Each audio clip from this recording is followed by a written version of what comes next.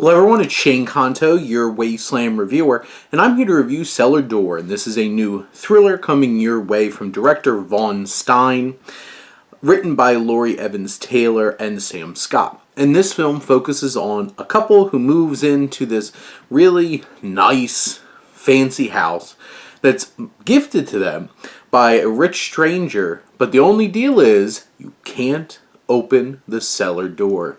And that mystery leaves such a big, looming bit of tension and suspense and mystery above this film. And I have to say, I couldn't help but be like, what's in it? I don't feel like this film really delivers in a satisfying way to that promise, that conceit, that concept. I do feel like Lawrence Fishburne, who's this rich man, Emmett, in his scenes, he really sells it so well and gets you hooked. You're hooked to this film within the first act. Then the film just divulges into this familiar Lifetime-style movie melodrama about adultery and mistrust in this marriage. And I really feel like it never really meets the film where it started. And sure, I can understand that, like, it's a red herring or it's a thematic presence.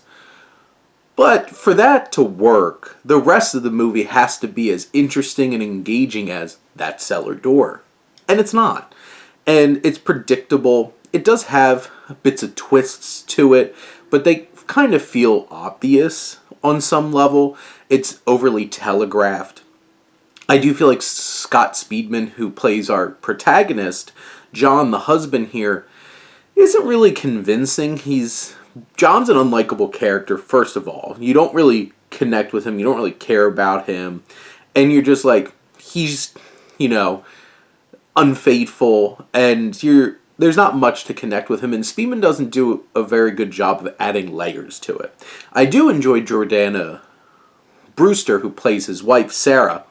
And so it's an uneven dynamic. I'm not really sold on their relationship. And then it'll cut to, like, cheesy kind of sex scenes with, like, the music in the background that makes it feel even cheesier. And you're just like, this isn't selling me on this relationship.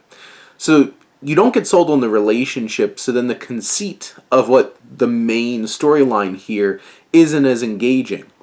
But I do still feel like the cellar door aspect does give enough of a driving force to keep you engaged for this hour, 37-minute film. This winds up feeling like one of those kinds of, like, cheap kind of, like, beach read kind of thrillers. And if that's your thing, this hits those beats. And I'm sure there'll be people who will get a enjoyment out of this.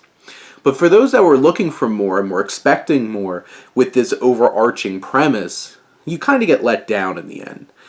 So at the end of the day, this will grab some of those people looking for, like, a fun, sleazy kind of erotic thriller, but doesn't really stick the landing when it comes to the other bigger, interesting ideas that the film tries to tackle. But those are my thoughts on Cellar Door. Let me know what you think and let's talk some movies. But thank you as always for tuning in and supporting your Wasteland reviewer.